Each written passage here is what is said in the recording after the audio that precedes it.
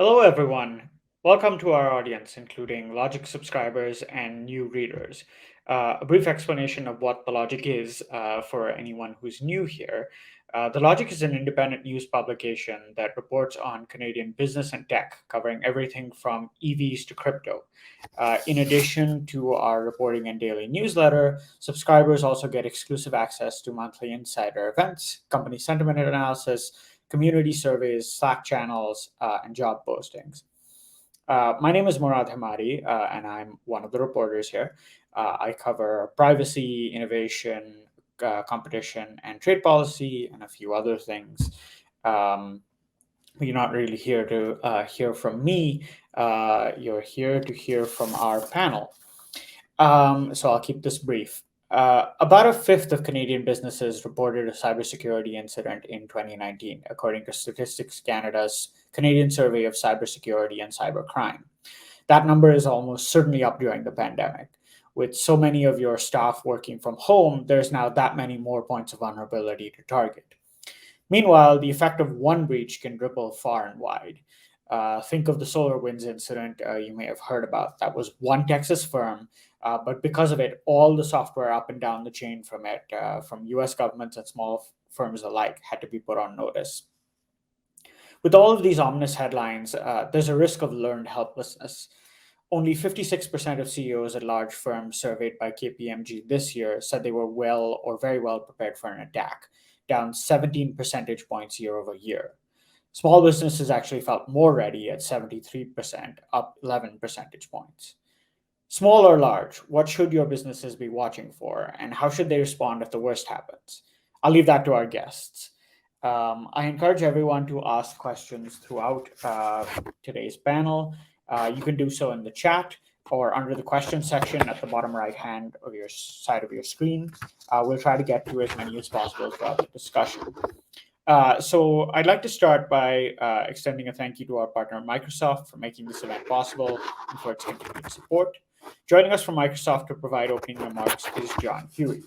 John Huey is the National Security Officer at Microsoft Canada, leading the company strategy in the country to develop trust in Microsoft. John works to build cybersecurity programs that help to protect Canadian organizations, working extensively with Canadian regulators to align rules with modern technology capabilities using a transparent and risk-balanced approach. So over to John. Thanks, Ahmad. Great to be here. On behalf of Microsoft Canada, I would like to welcome all of our guests and thank you for making the time to learn about how we can all help Canadian businesses avoid becoming victims of cyber attacks in our post-pandemic digital world. Changes in our lifestyle, as Hamad mentioned, and the way we work over the last 2.5 years have created an unprecedented increase in how Canadians use technology. And while technological advances continue to benefit society in many meaningful and very positive ways, like most things in life, there is two sides to this coin. Technology can be used as an incredible tool for good, but it can also be exploited as a weapon. In the last National Cyber Threat Assessment published by the Canadian Centre for Cybersecurity, one of the key judgments was that cybercrime continues to be the cyber threat that most likely to affect Canadians and Canadian organizations. Unfortunately, we can continue to forecast that prediction. In recent years, we have seen a professionalization of the cybercrime ecosystem fueled by massive profits from financial fraud schemes and ransomware. An example of this is where this all comes together is the trend of ransomware as a service. So think software as a service, but for ransomware. This is a service provider, a ransomware service provider who offers its affiliates, who are also other criminals, access to point and click tools to launch ransomware attacks on victims anywhere in the world, with a range of optional services such as target lists, 24/7 support, cryptocurrency escrow, and cash out mechanisms. When the ransomware affiliate successfully exploits a victim, the service provider gets a percentage of the profits. These types of models vastly lower the barrier to entry for criminals wanting to get in the game and don't require much in the way of technical skills. I think it's also important in this conversation not to lose sight of the human dimension. The criminals perpetrating these attacks are real people who have proven that they have zero moral compass and think it's quite acceptable to attack our healthcare systems, like what happened in Newfoundland last fall, and the attacks on many of the other hospitals across Canada, especially during the pandemic when they were most strained. These types of targets are particularly lucrative because the criminals know that the tolerance for downtime of these organizations is minimal. The financial losses and disruptions have a real impact on the Canadian economy and are also now broadly recognized as a threat to our national security, especially when the targets are critical infrastructure. The Colonial Pipeline ransomware attack last year was yet another wake-up call for the world. And there was a very strong response from the US government, which was great to see, but many of the operators in the cybercrime ecosystem felt that this attack generated too much heat back on them. And the knock-on effect of this is that the professionalization and the professionalization of this ransomware ecosystem means that we're now seeing a trend where the criminals are increasingly targeting small and medium-sized businesses where the profits may be smaller, but it's also potential for less potential for backlash from governments. This should be a concern here in Canada, with most Canadians employed at a small or medium-sized business, and a large percentage of our economy is fueled by this sector. Now, while our governments are taking steps to combat these threats, guided by the National Cybersecurity Strategy, including the creation of the Canadian Centre for Cybersecurity and the RCMP's National Cybercrime Coordination Unit, it is also the responsibility of all Canadians and Canadian organizations to learn and take action to protect themselves with basic cybersecurity best practices. So what does that mean?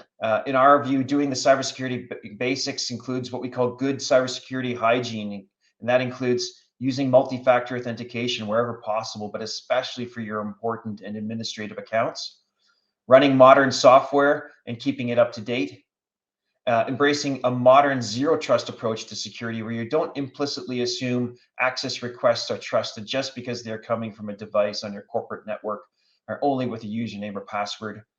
Using modern cloud services is a great way to simplify the implementation of a zero trust approach. And finally, and most importantly, is to foster a culture of security throughout the organization. People are often the first line of defense, and attackers are targeting people with techniques like phishing. Security needs to be part of everyone's job in the organization, not just the IT or security teams. So as we continue to face cyber threats, every Canadian organization, from small businesses to the largest enterprise, must take steps to protect their data, applications, identities, and networks. We have a great panel of cybersecurity experts joining us today to impart their experience and unique knowledge to help us all become more resilient to cyber threats. So thank you again to everyone for joining us, and I invite our host, Murad, to introduce our panelists. Thanks so much, John. Without any further ado, let me introduce them. On our panel today is Jennifer Quaid, Executive Director at the Canadian Cyber Threat Exchange. CCTX is Canada's preeminent private sector organization for cross-sector collaboration, enabling cyber resilience and preparedness in its members. And at CCTX, Jennifer is responsible for advancing the mission and purpose of the organization and delivering value to the membership. Prior to that, Jennifer served as the Director of People, Resources, and Operations for Griffin Secure. Next, we have Santanu Ganguly, Information and Network Security Researcher at Photonic. Previously, he worked as a systems architect at Cisco Systems in the UK, where he was part of a steering committee for projects related to quantum technologies. Santanu has a background in industry and research in telecommunication, quantum technologies, mathematics, astrophysics, cloud, and security. And finally, Riccardo Nicolini, Vice President of Managed Services at Bulletproof, where he maintains Bulletproof's position as a leading provider of secure and world-class business support services. Riccardo has more than 20 years of experience in information technology and cybersecurity. Please welcome our panel to the virtual stage.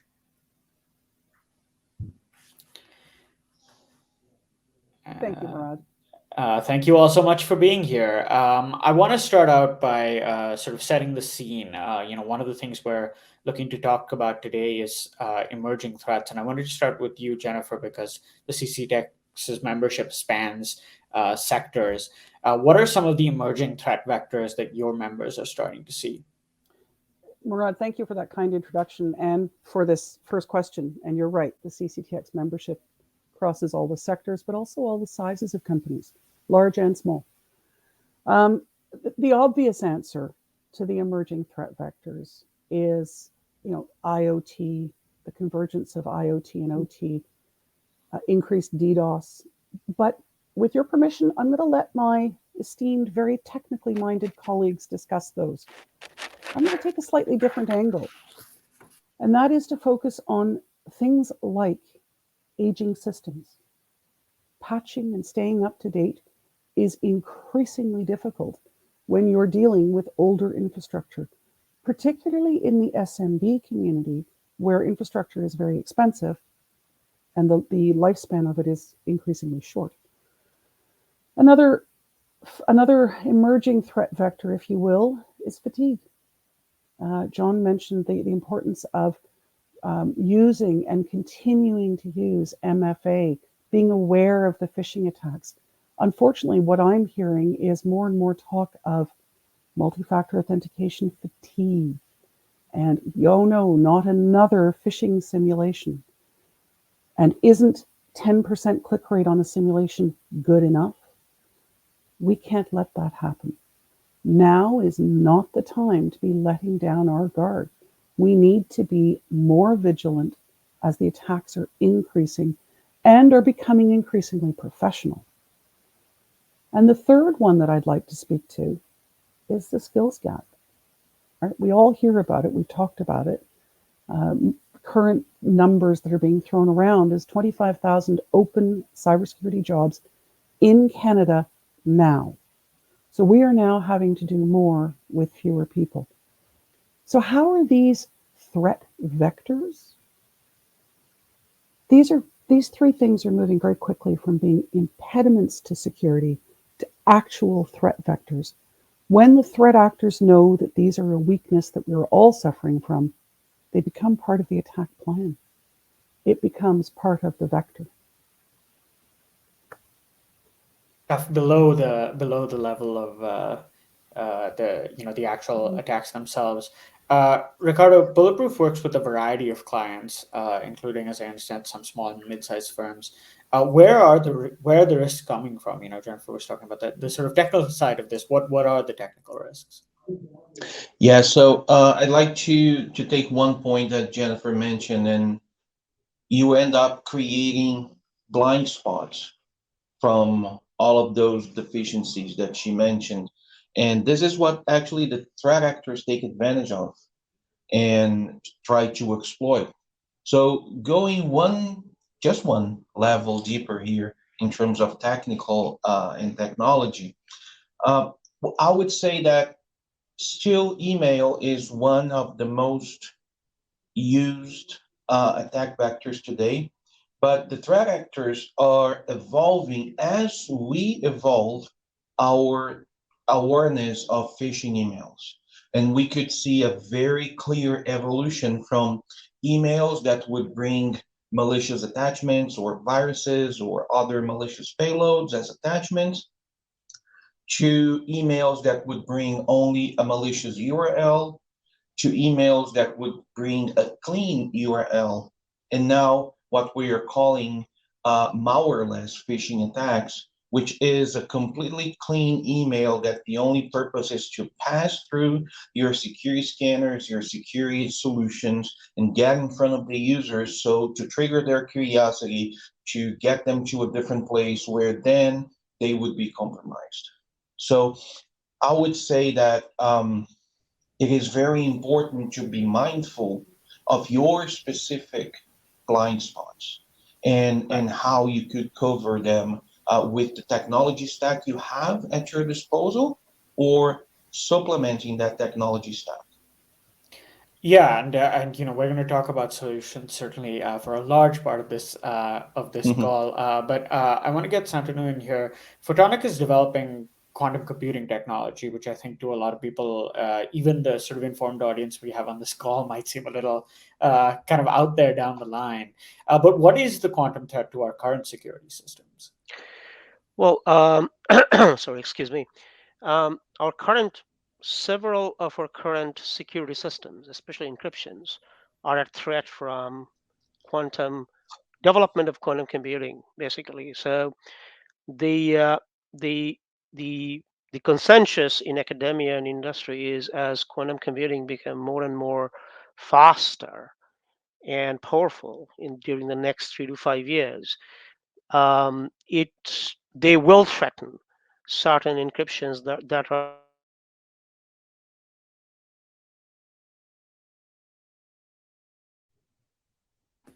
I'm sorry, I think we've briefly lost Santanu. Even in 2022, internet connections are a challenge we live with. So why don't we talk a little bit more about what we're seeing? Jennifer, are there particular sectors or industries that you're seeing emerge as targets, or is this an across the board threat?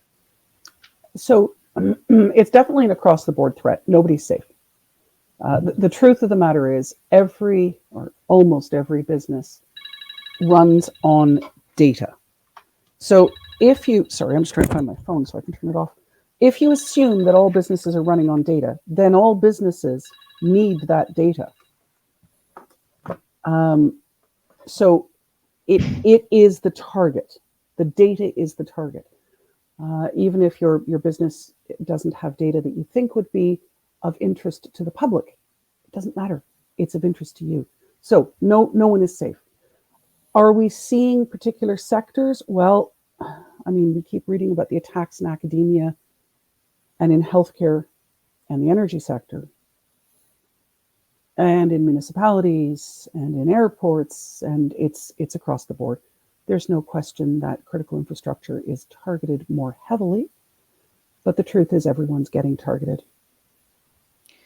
I think we've got Santanu back. So I think we lost you when you were talking around talking about sort of varieties of encryption that are vulnerable to this technology. absolutely sorry about that. Yes, so encryption such as Google CEO Sundar Pichai went on record stating publicly back in 2020 that most existing encryptions will be broken in another 5 years. Um, there are encryptions such as RSA or ECC, elliptic curve technologies, that are actually under threat from development of quantum computing and speed of quantum computing. There is also verifiable evidence that certain geographical locations on this planet are actually mining encrypted data as we speak, and they've been doing it for the last several years, with the hopes that if and when computing or quantum computing become fast enough to crack these encryptions, they will have access to data that were never supposed to be at public eyes, from federal governments, from financial industries. And such activities has unimaginable impact politically and economically across the globe. So yes, this is something that we need to focus on, need to develop, need to build up on the existing infrastructure as we have today. So from point of view of standardizations and certifications. So, Ricardo, Jennifer was talking about, if you have data that you Yeah. care about, somebody else might care about it too. We were talking a couple of weeks ago about the effect that ransomware attacks that we've seen, the public ones that we've seen, but also, ones we don't necessarily hear about, how that sort of disrupts things. What are measures that companies should be taking now to ensure they don't get to a point where they have that, that moment where everything breaks or you're locked out of all your documents and that there's nothing you can do about it. Yeah, so it's interesting to explore this side because it's mostly where people want to know, okay, what I have to do to be safe. And it's really, there's no silver bullet, there is no only one measure that will get you to the state of being safe that most people would want to. As John mentioned on his remarks earlier today, good security hygiene is the beginning of everything, right? So making sure you have your patching, making sure you change the password for the wireless router you just bought for your home. And good security hygiene that is not for corporations only or for businesses only. You can do it and you should do it in your home, with your personal phone, everywhere, right? And on top of that, I would say that today, the most valuable target for an attacker is a corporate endpoint. So protect your endpoints, protect everything that reaches your endpoints. Don't trust everything that comes out of an endpoint just because it's a corporate endpoint. So then we start talking about zero-day strategies. Then we start talking about endpoint protection solutions or EDR solutions. We start talking about email hygiene because your email is what reaches your endpoint. But this is maybe one of the biggest differences in the last 10 years that we can see in cyber. 10 years ago, everybody was trying to get through your firewalls to get to your servers. Today, we don't have a physical container like a location or a data center that contains your data anymore. Your data is everywhere, your people is everywhere. Although we have measures in place to secure that data, the easiest way to get to your data, to exfiltrate your data, or compromise it in any way that can be leveraged against you, is through your endpoint, because most of your systems will automatically trust your endpoint. That's why we talk so much about zero trust today. And for honestly, mostly my sake, I'm not going to pretend it's for the audience sake. What is an endpoint in this context? An endpoint would be a phone, could be a laptop, a desktop, anything you use to get to your data, to get your emails, your systems, to work on your day-to-day.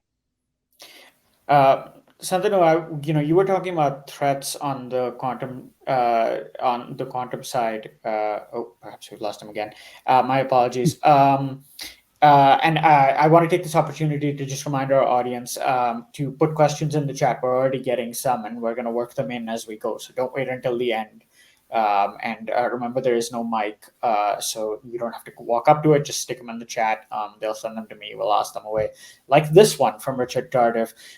Jennifer, you were talking about the downside of this issue, the gap in cybersecurity professionals. Is that gap widening, and how do we solve it? So yes, it is widening. How do we solve it? Well, there are a number of different strategies that are being employed to solve it. Everything from the government investing in training programs and encouraging the federal government encouraging the provinces to increase the number of students that they're putting through in this area, because provincial controls the education. But there are other ways that organizations are solving it, really innovative and effective ways. Looking at hiring in a more diverse way. So not just going to the universities and looking for cybersecurity professionals, but hiring the deep skills that they're looking for and then training them in the cyber skills that they want. So by that, I mean somebody who has a background in, political science and history, taking those communication and writing skills and training them in some of the cybersecurity skills that they need. There are also organizations that are doing fantastic work in retraining. Coding for Veterans, for example, is taking Canadian military veterans who are looking to retrain in a new field and providing them with micro courses in cybersecurity that makes them employable almost immediately. They're now taking that same concept and offering it to anyone who wishes to have retraining. So there are ways that we can shorten the skills gap, if you will, but really it comes down to being innovative and being open to new ideas and new ways of doing things. Ricardo, we were talking a couple of weeks ago about the mindset, the idea of, I assume that a lot of people on our call today are people who, work in this space or work adjacent to this space. They're at least enough aware of cybersecurity to want to be on this, to be watching this event. But, you were making the point that it's not restricted to those people within an organization. Why is that important? The mindset of the data, and it's interesting because to work in this industry, and it's so new, most people get scared. Oh, am I going to be able to actually get to know all of this? And what we're doing here, just to give you a little context, we operate a security operations center at Bulletproof, and we face that same challenge of finding people to actually work in the security operations center and our other cybersecurity practices quite often.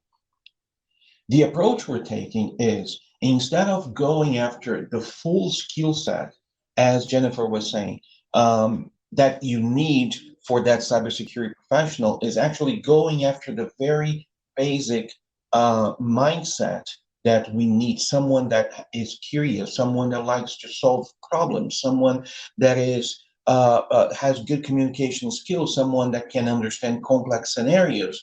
And you could find this mostly everywhere. And a good example I have is one of our analysts in our Secure Operations Center today that just finished university this year.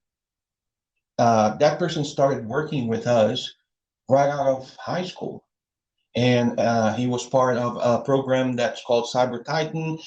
He enjoyed working around cybersecurity. He took a mentorship with us and worked with the SOC. And he just graduated as a very experienced cybersecurity analyst. So if you go after only the skill set you need, you're going to find it really, really hard to find the people you need. But if you go after the right mindset and try to find the people that you know are going to be successful if you expose them to the knowledge and then give them the opportunity to practice so they can build the skill, then you're going to start finding more and more potential out there. That student sounds far more organized and focused than I was at that age. So good on them. Yeah. Santanu, you are one of these people that's bringing domain expertise into a new company. You joined Photonic relatively recently. I'm wondering, we talk about sort of quantum safe cryptography. What does that look like in practice? What should organizations be doing on that front?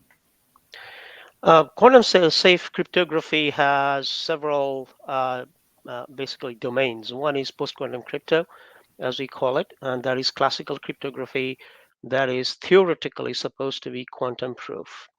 And that is something that came up on NIST recommendation and also NCSC UK recommendation back in 2020, saying that all organizations should upgrade their security to PQC between 2022 to 2024. Now, post-quantum crypto, and NIST actually opened up a competition on that, out of which they picked a few, about 3 or 4. And among those, a couple were already broken by a standard laptop within a few hours. So the whole point is, yes, we do know of post-quantum crypto that are theoretically quantum resistant, but that does not necessarily mean that they will continue to remain quantum resistant in future. And so Chelsea Leggy, my apologies for pronunciation, asks, and I want to ask Jennifer you this question because you were pointing to your SME members. What do we do to increase cybersecurity literacy or awareness among small businesses who may believe themselves to be too small to attack? So my favorite line that I hear in the small business community is, I'm too small to attack, or I don't have any data that anyone else wants. And if you stop and think about what they have, they've got credit cards, they've got personal information, maybe driver's licenses, and all of these things that truly other people do want. What do we do to increase the literacy? It's an awareness that we need to increase. And that comes from a combination of language. So we need to use the right language when we're talking to small businesses. The Canadian government have created the Canadian Cybersecure Canada program, which is a certification program designed for small, medium businesses. It's a fantastic program. 13 controls that really will help a small to medium business ensure that they're on the right track and that they do have the awareness and the level of resiliency built in. The problem is, for a small business, it's 13 controls. It's too big, it's too much. We talk about it as you have to do all of these things. I think if we start with the small, medium businesses using terms like, if you're just patching everything, you're further ahead. Keep the language appropriate to the audience. A small business with 5 or 6 employees is not going to spend $15,000 putting in place all of these other controls. They don't have it, they don't know how to do it. Another piece that we could start looking at is working through some of the MSPs. Most small, medium businesses don't have a cyber person on staff. They don't have an IT person on staff. They've got a guy. They've got a guy they call that comes in. Maybe it's the owner's son, but it's just if you're going to use a license or an MSP of some kind, the MSPs maybe could be licensed in providing cybersecurity controls for small, medium businesses. They can help with the messaging. It's still up to the small, medium business to actually take charge of it. They're the ones who are responsible. It's their data. But I think there is a lot that can be done through information and through really good advertising. Really good advertising. For sure. Santanu, I think you were getting to sort of where the rubber is hitting the road on post-quantum cryptography. Last week you and I were talking about governments and financial services as sort of a starting point. That is correct. Government and financial services are the turning point, and as just mentioned, investment is a problem, or rather a challenge, and both federal governments and financial bodies do have the investment to make and actually create use cases. If I may give my input about S&B approach, it's absolutely true that they do not always have the money to build on infrastructures to bring in new stuff, but they have to realize their return on investment, the ROA. However, that is where PQC, post-quantum crypto, comes into the play. They could perhaps envisage investing in implementation of PQC today and move on to basically building on top of that with quantum crypto in future, maybe another 2 to 3 years. At least they'll have some level of production today, and then after they have realized the ROA on their investment, they can actually move up to unbreakable security promised by physics. So yes, traditionally federal governments and financial bodies have led the charge, and this is something that where we are focusing on ourselves. And as you are aware, the US government and other governments are making huge investments basically on R&D behind the same stuff. Ricardo, I want to direct a different type of audience question to you. We've been talking about different domains here. The sort of general SMB space, quantum in Santanu's case, and we have a question from Sutan Sukumar about digital forensics. What role can they play as part of enhancing a broader cybersecurity strategy? Should this be an area of investment? So let me break it down to you a little bit about computer forensics. So computer forensics, it's a very, very specific area of knowledge and skill set that is mostly applied to law enforcement or to court cases where you have to preserve evidence and analyze it in a very specific way. You have to preserve chain of custody, and there is almost a ritual, a very strict process on how you do it, very strict tools that you use to do it. But when we talk about computer forensics, most people think about the investigation capabilities that brings to the table. And you can do that, and we mostly do that outside of the computer forensics realm. Every security analyst needs to be trained and needs to expand their knowledge on how to investigate certain scenarios, logs, and how to correlate logs, and how to create an action trail of what actually happened in a certain incident that someone is investigating. And this is, in fact, one of the biggest gaps we have right now. So computer forensics is very specific, and I would say somehow limited to very specific activities, but the ability and the capability of investigating security incidents, understanding the scenario, understanding what a given threat actor is doing, finding out how to stop them.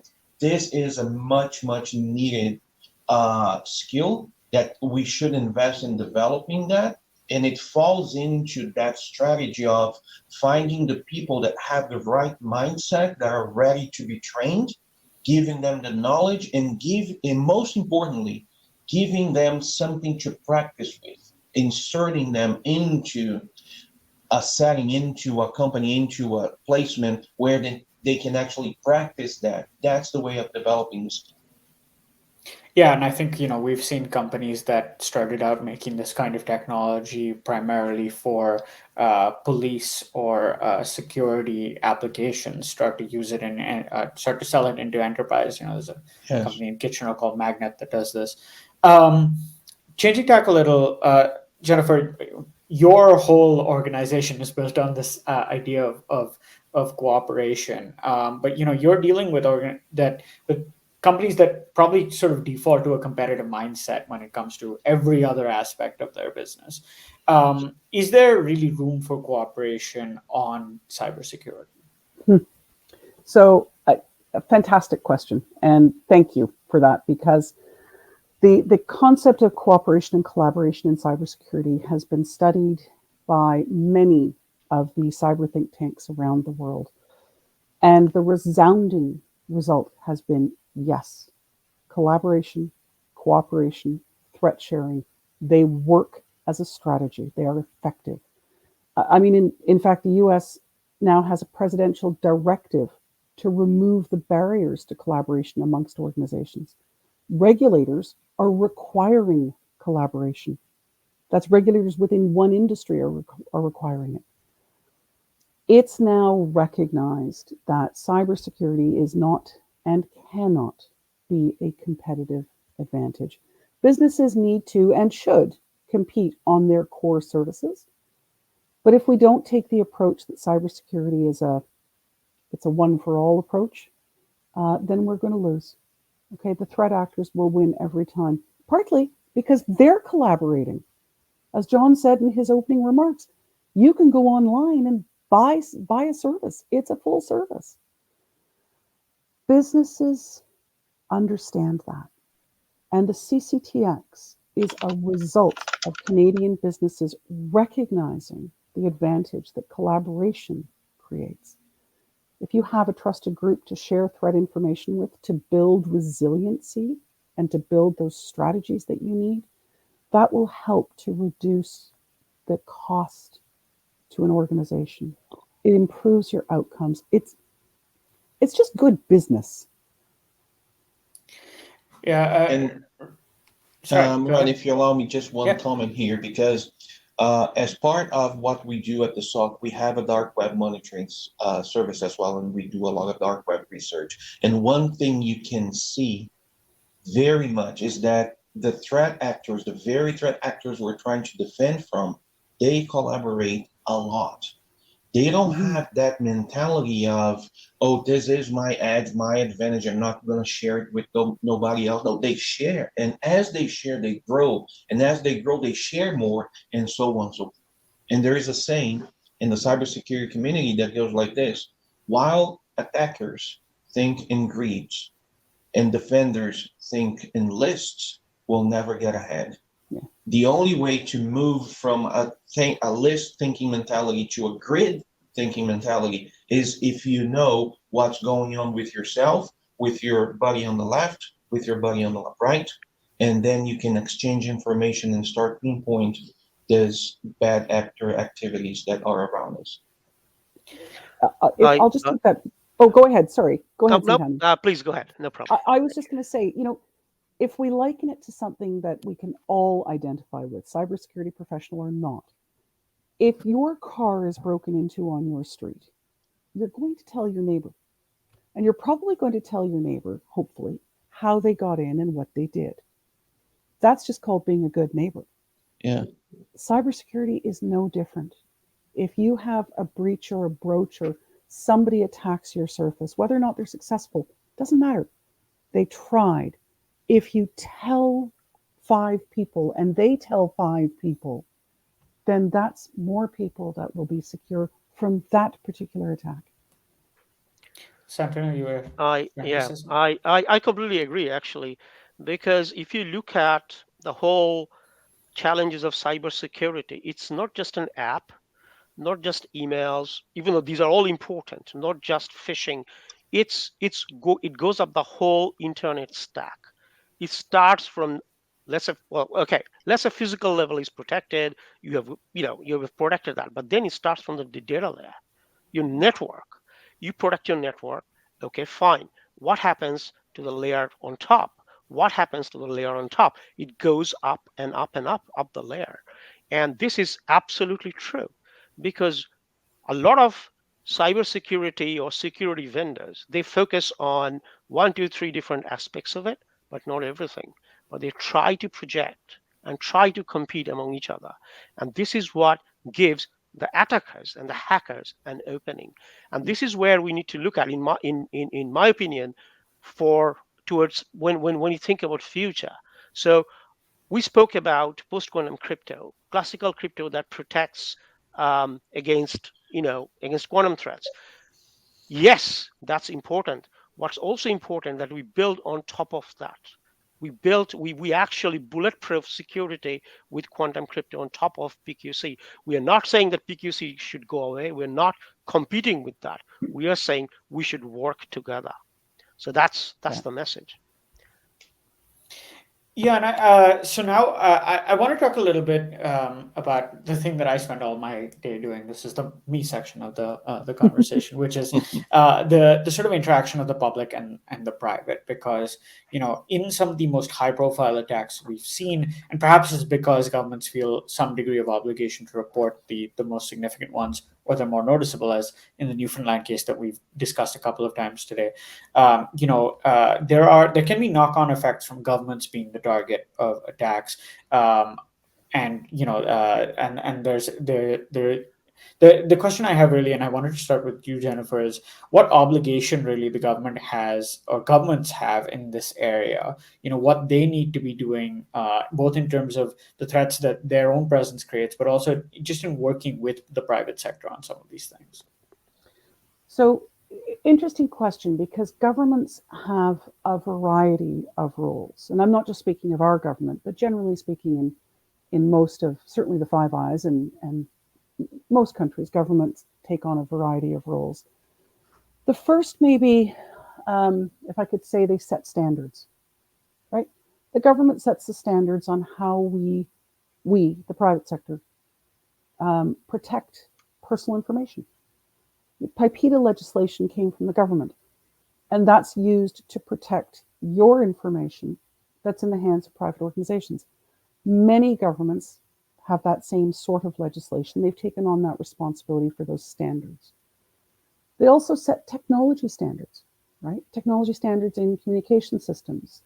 They take on the role of ensuring that communication systems are available and that the security around them is there. So they ensure availability and security of the systems and the data.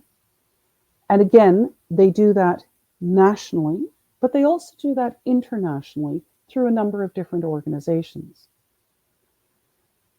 They also have access to unique information, shall we say.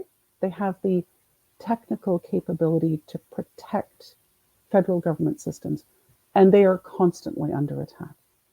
They have built up extensive expertise in doing this, and they can and do provide that knowledge to protect the private sector. They don't protect the private sector, but they do make available the information. And they have access to intelligence information from their own and other partnered sources, they varying sources around the world. They gather intelligence. And again, they use that as part of the technical capability to protect their own systems and to provide what information they can to the public sector. That's what they should be doing. The private sector should not be going out and running intelligence operations and gathering intelligence on various individuals abroad and organizations. I'm pretty sure that's actually illegal. Governments do it, and they do it well, right? They do it very well. And they do it in such a way that they encourage and enable our private sector to focus on providing goods and services, right? To doing what is at the core of their job. So that's what governments do. Now, remember, in Canada, we've got federal and provincial. Right. So that creates, if we're not careful, it can create a disconnect, but it also creates an opportunity to work together. So I mentioned the skills shortage. Education is a provincial matter, right? So the province funds the universities, but the federal government is now working with the province to encourage increased funding or increased capability for putting through more students in areas that are needed, cybersecurity being one. But also, I said, information science and educational development, they also have programs that help to train or retrain individuals to help fill some of these skills gaps. They help through things like the immigration policies, right? So there are a number of different roles that the government play. I did not say that the government's job is to protect private companies, because at a certain level, we have to assume responsibility for ourselves, right? I mean, if you liken it to the rules of the road, the government sets the speed limit, but you have to drive according to the conditions, right? You have to do that. That's a private responsibility. Yeah, Santanu, this may be sort of most pointy edged in the quantum space, because presumably the first actors that will have the quantum capability are will be state actors. We don't have to talk about them specifically, but I think just in terms of that framework, is there standard setting? Is there sort of overview protection that is the quantum space any different than what Jennifer's talking about in the broader cybersecurity space, given that the actors may first be nation states? No, not at all. Actually, in a broader sense, it's exactly the same because, and then Jennifer's right. We need to define standards, and as you guys are aware, international bodies they collaborate. I don't. Perhaps there are nation Mhm. state actors that don't want that answer. I But very much meanwhile, a joke.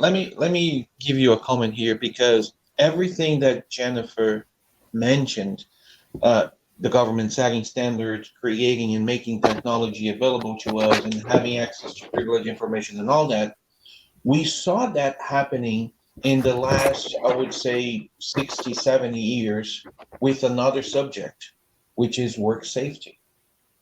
70 years ago, nobody wanted to use a harness in a construction site or a hard hat or a steel toe boot, and they thought it would.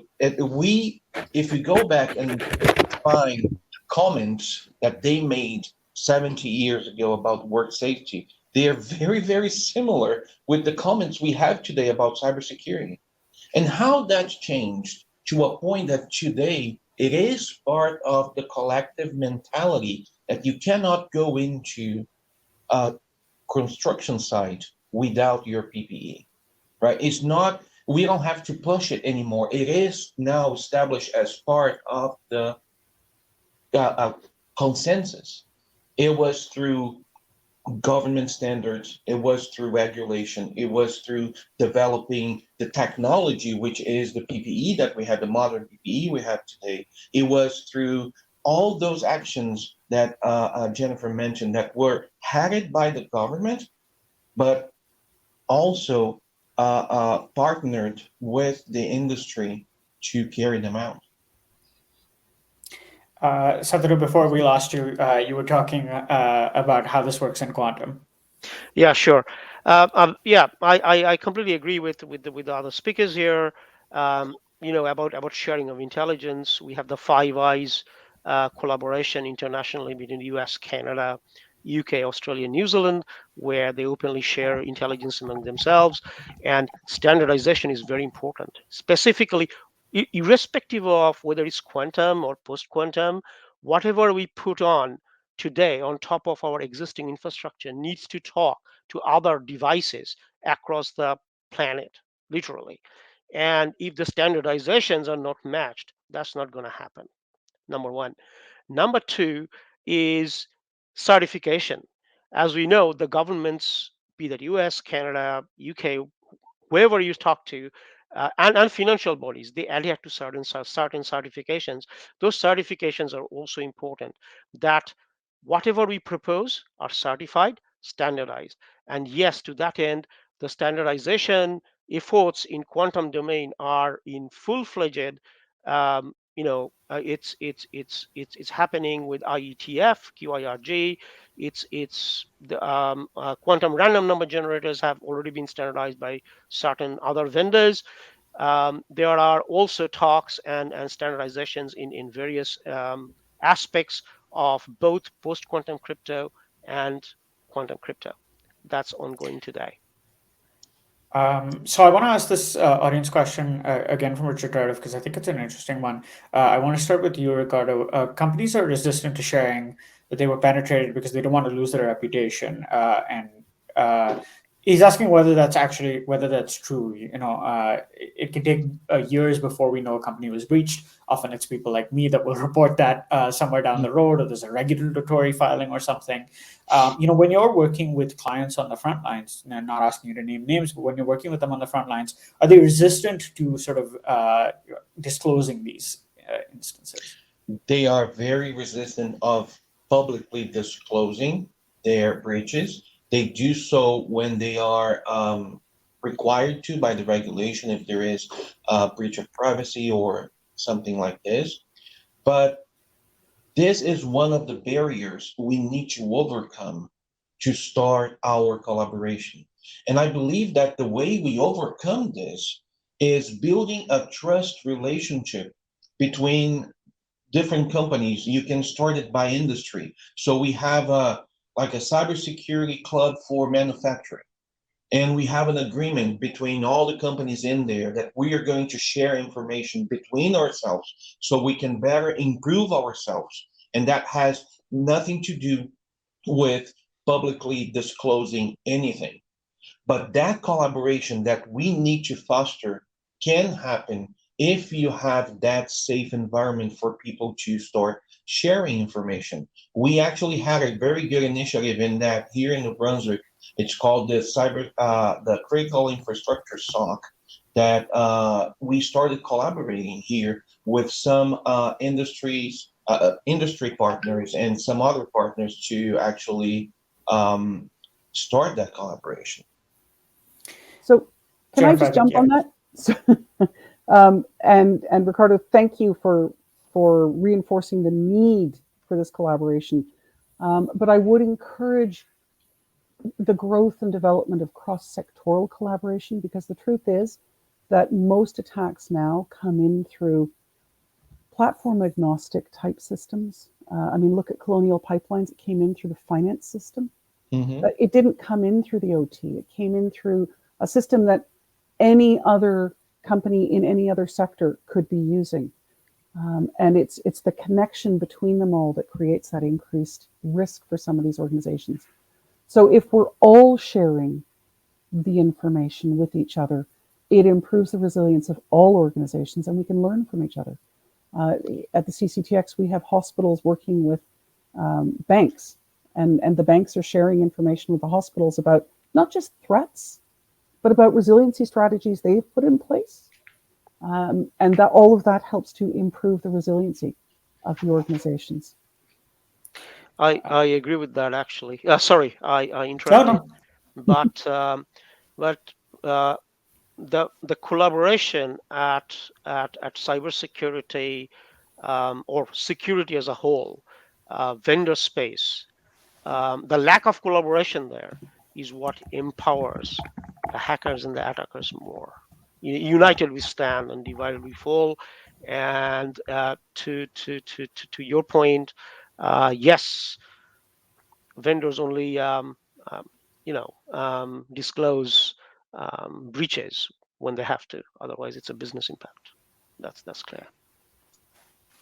So we are coming up to time, and I want to give each of you a chance to leave our audience with a takeaway or something that they need to go out and do. My own is, and John Huey mentioned this, two-factor authentication or multi-factor authentication is the simplest thing that you can do, and trust me, it saved me a couple of times, and I'm sure the same will be the case for you. So let's start with Ricardo. What is one final thing you want our audience to take away?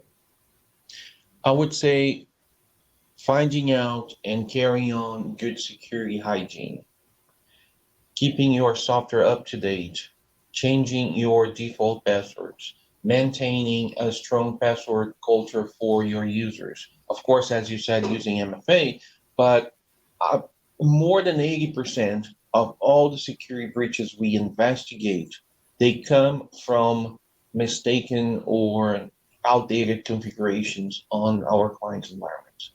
So if I can stress something, it would be this: go and do your cybersecurity hygiene. Satanu?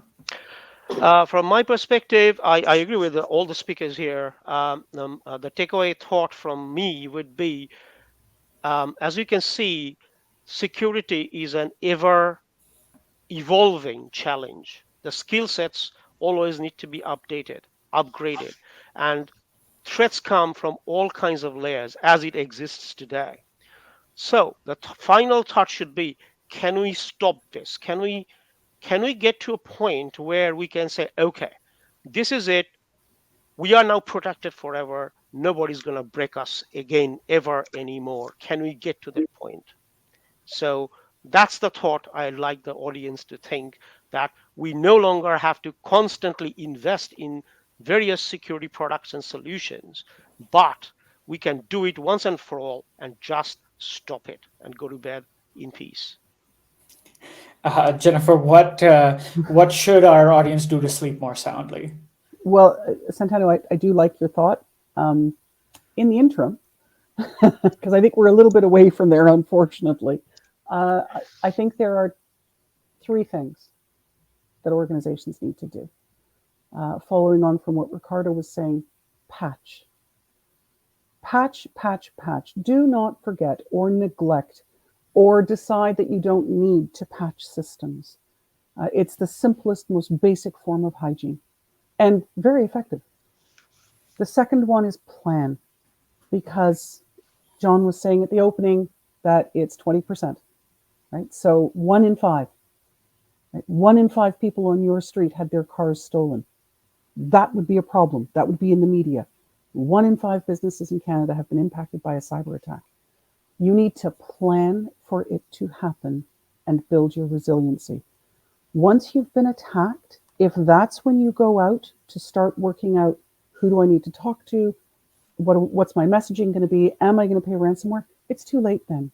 You need to do that when you've got time to think about it. And the third thing would be talk to others. Find a community that you can share information with, that you do feel is a trusted community.